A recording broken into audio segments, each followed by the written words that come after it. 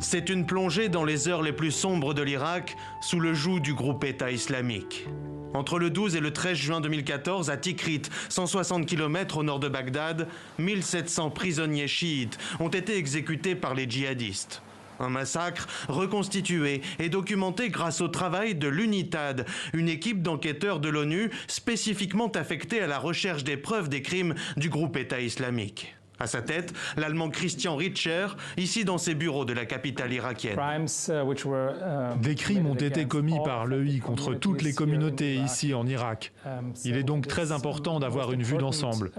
Et quand je parle de crimes, je pense surtout aux crimes internationaux, tels que le génocide, les crimes contre l'humanité et les crimes de guerre.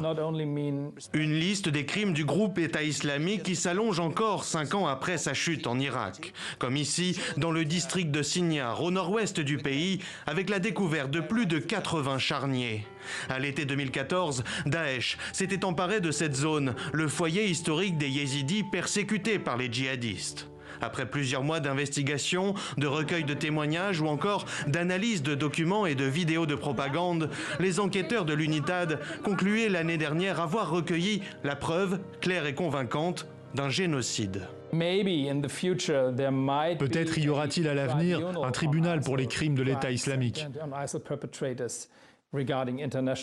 Alors, bien sûr, l'UNITAD fournira ses preuves à ce tribunal. Les procès équitables incluent des preuves, des témoins qui peuvent témoigner devant le tribunal, des victimes qui peuvent raconter toute l'histoire et dire à la cour ce qui leur est arrivé. C'est ce que nous visons, et non pas des procès basés sur des confessions qui ne tiennent que quelques heures.